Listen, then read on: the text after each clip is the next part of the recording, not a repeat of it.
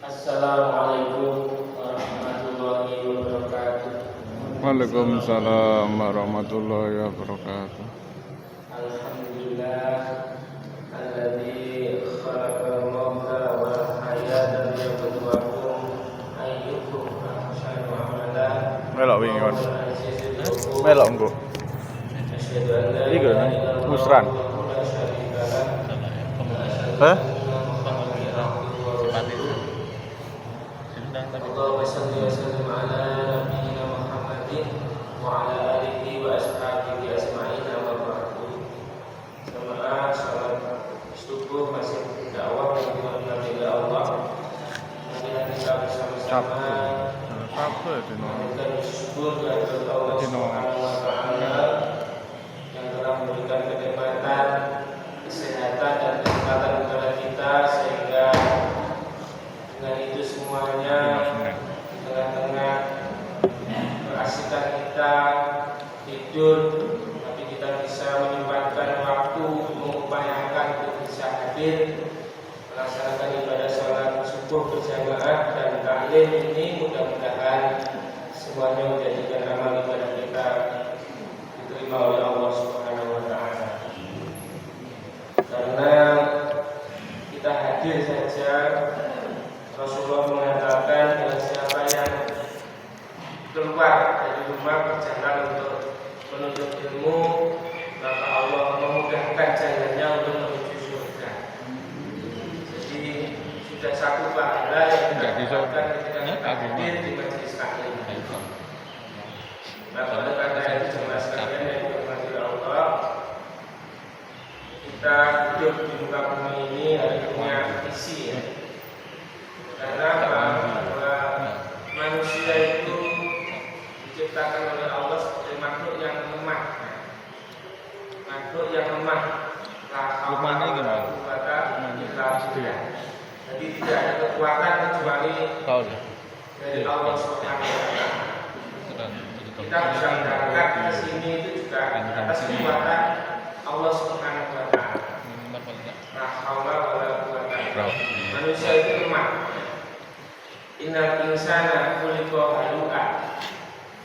Sungguhnya manusia itu diciptakan oleh Allah dalam keadaan berkeluh kesah.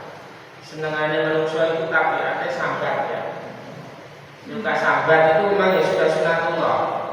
Jadi ada orang sambat itu ya sunatullahnya begitu. Panas jadi panasan dan terus ya. Jadi kadang-kadang manusia itu dalam hatinya ngumel ya. Mulai kue jadi kue warung jadi warung. Itu memang manusia. Kita sana juga haluan. Manusia itu bagi dicipta dalam keadaan betul kesah. Itulah sebabnya kita ngaji itu disuruh oleh Allah untuk bersyukur. Jadi orang mukmin itu orang yang bahagia karena orang mukmin itu punya dua sikap ya. Ketika diberi nikmat syukur, tapi ketika diberi cobaan, diberi ujian sehingga enak, mereka bersabar kan begitu. Sehingga selalu bahagia. Oleh karena itu Bapak sekalian yang dirahmati Allah, manusia itu juga tempatnya salah, tempatnya lupa.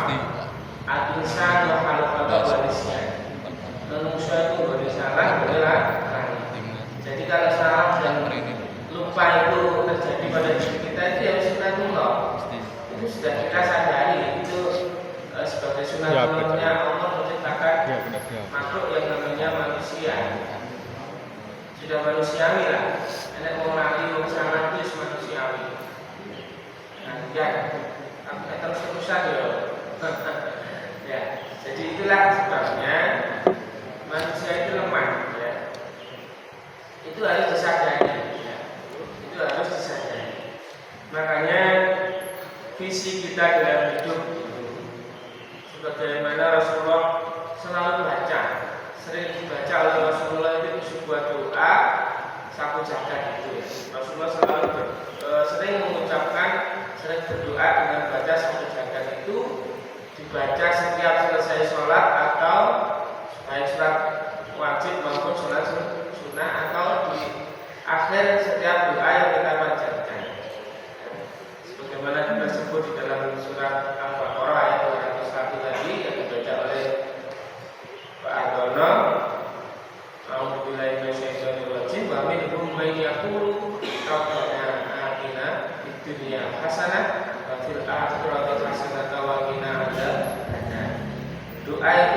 dikatakan doa sahabat, tapi itu memang sering dibaca oleh Rasulullah.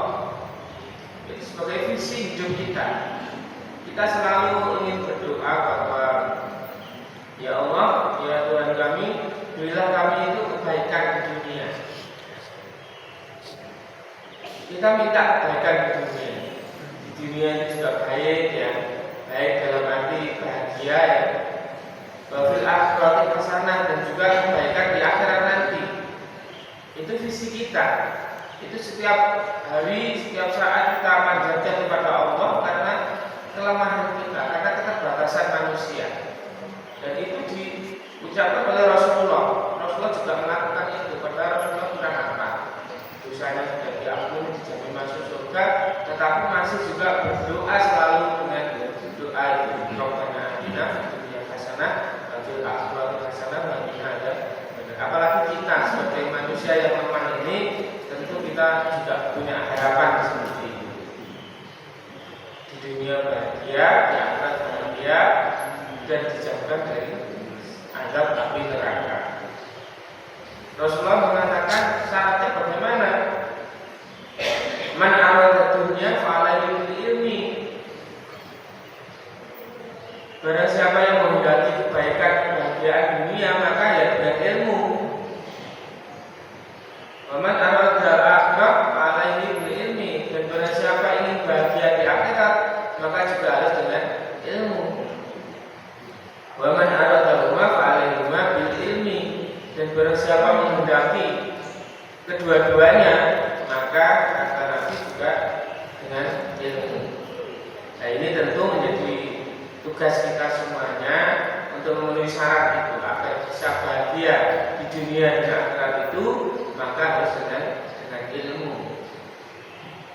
Maka itulah kemudian Nabi tadi mengatakan bahwa siapa yang berjalan menuntut ilmu, maka dimudahkan jalannya untuk menuju ke surganya Allah Subhanahu wa taala, termasuk haji.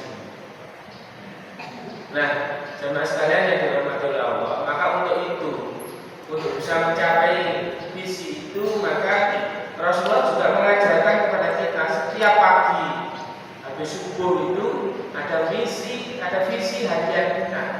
Kalau tadi visi kehidupan kita ya selama ini agar bahagia dunia dan akhirat, punya kebaikan dunia dan akhirat. Kemudian Rasulullah mengajarkan visi harian kita. Jadi setiap hari itu Rasulullah juga mengajarkan untuk berdoa. Setiap sholat subuh, habis sholat subuh Rasulullah berdoa, Allahumma inni as'aluka ilman nafi'an wa rizqan thayyiban wa amalan mutaqabbalan. Ilman nafi'an berarti mendapatkan ilmu yang bermanfaat.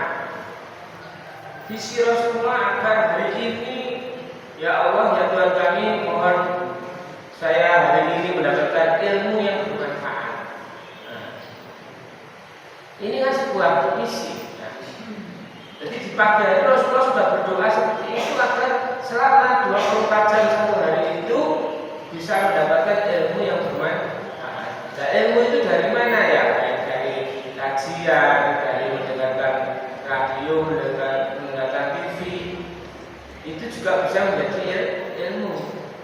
Ya, ilmu-ilmu yang bermanfaat itu ilmunya seperti apa ya? Ilmu yang barokah. Ilmu yang barokah ya ilmu yang ziyadatul khair. Bisa dengan ilmu itu menambah kebaikan kita semuanya. Kalau kita sering ngaji kemudian kok sikapnya kok ngono-ngono nggak ada perubahan, berarti kan tidak bermanfaat. Orang yang semakin banyak ngaji otomatis semakin baik pribadinya, semakin mantap ibadahnya.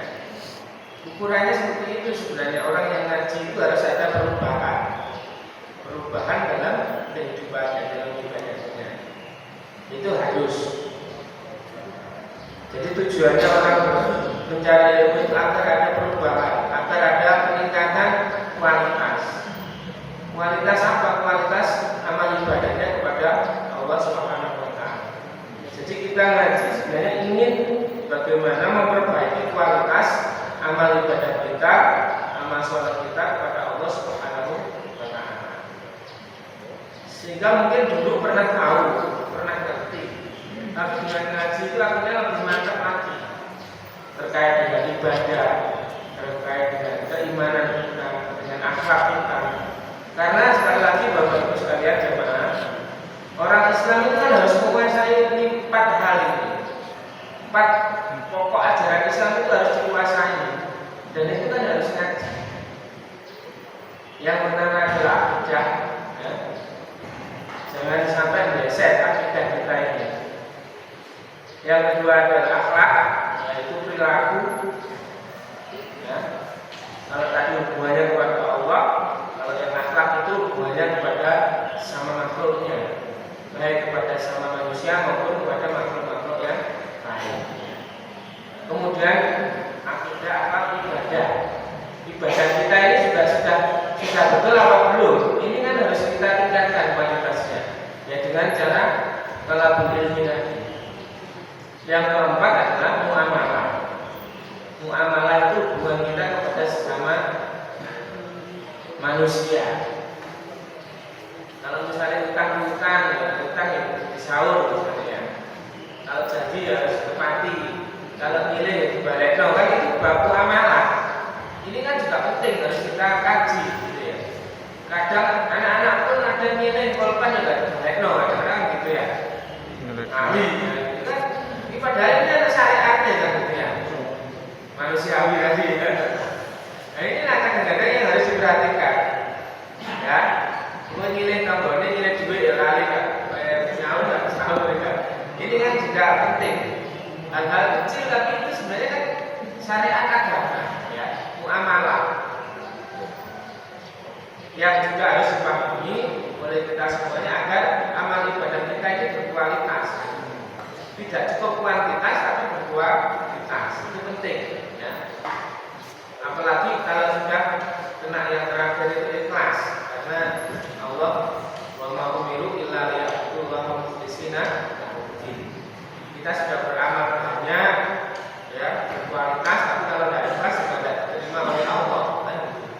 Jadi ada tingkatan-tingkatan bahwa amal ibadah kita ini benar-benar kualitas dan ikhlas kan gitu.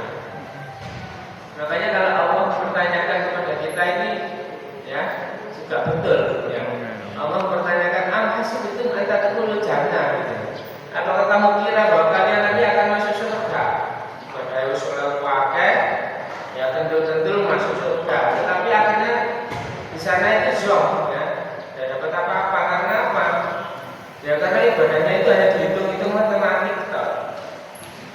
Saya tak baca ini nanti dapat pahala sekian.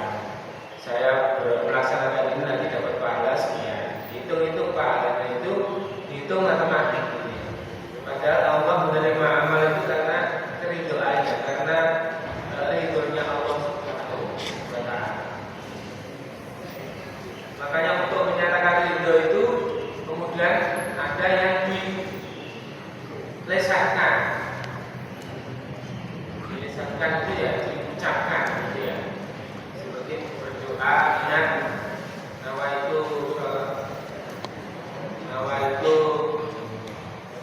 Palagozin.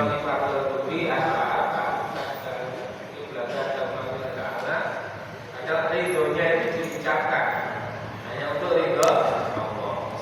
Nah, dan kita tidak diajarkan untuk melesankan niat itu, tapi hati kita kan juga harus kesana. Maka sekali lagi jamaah sekalian, itu visi kita, ya. Sekali lagi itu doa yang diajarkan oleh Rasulullah untuk jagani, ya. Kalau namanya manusia itu punya kelemahan, ya kita harus berdoa. Allahumma inni as'aluka ilman nafi'an.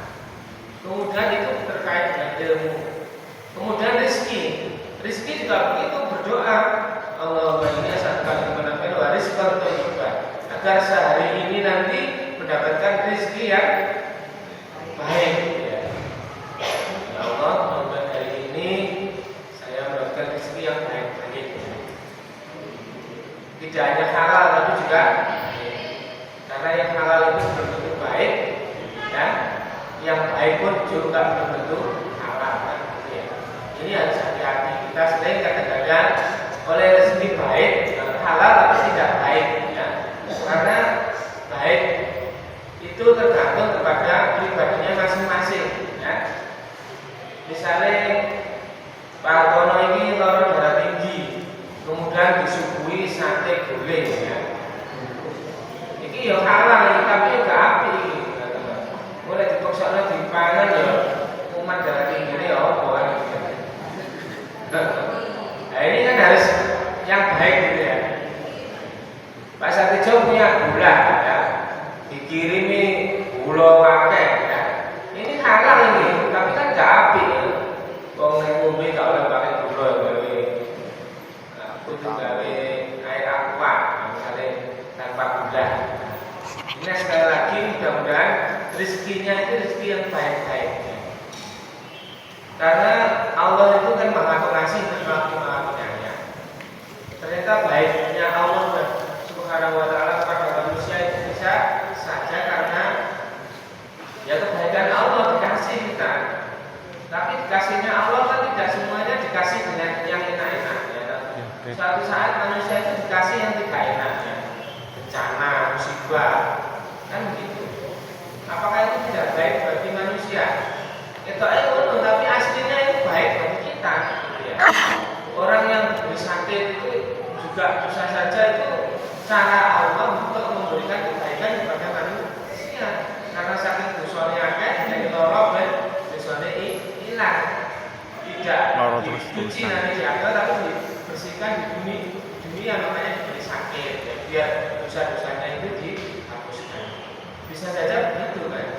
Ketika manusia diberi ujian oleh Allah, itu manusia jadi badai api tapi diuji ya misalnya. Ujian dari Allah. Itu juga mungkin skenario Allah untuk bisa memberikan hikmah, memberikan pelajaran bagi dirinya agar mengurangi dosa-dosanya atau yang lain. Ketan mana itu?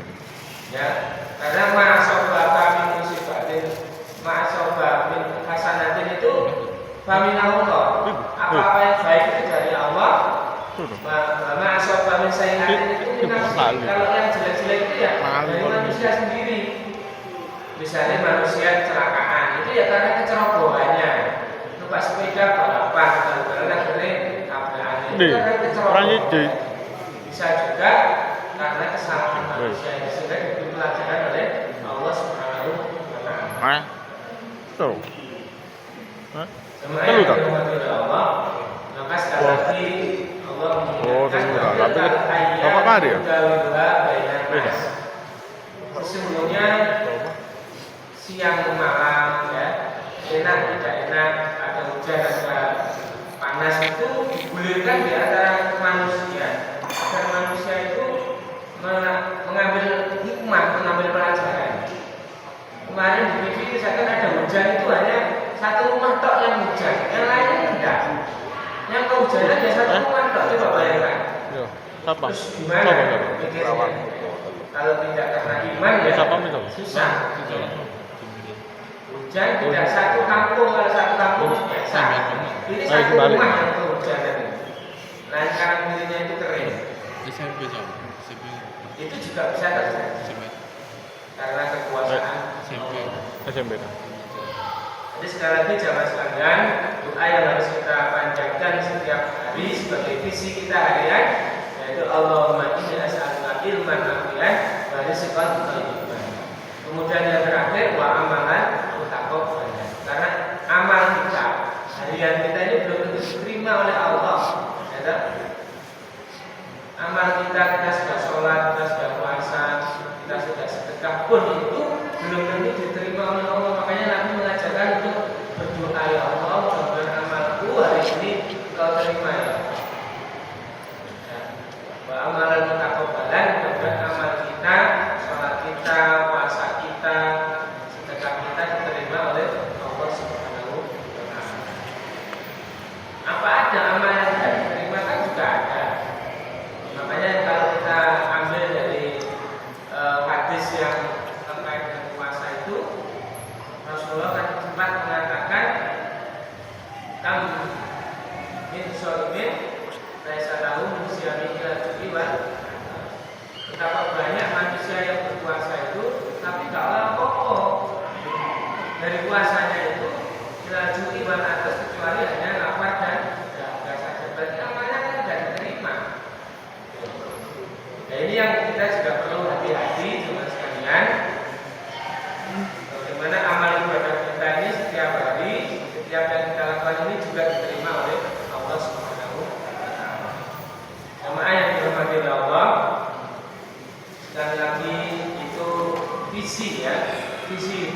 harus punya ya.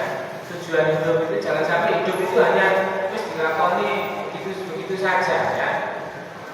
Ini yang ini saya ini ya.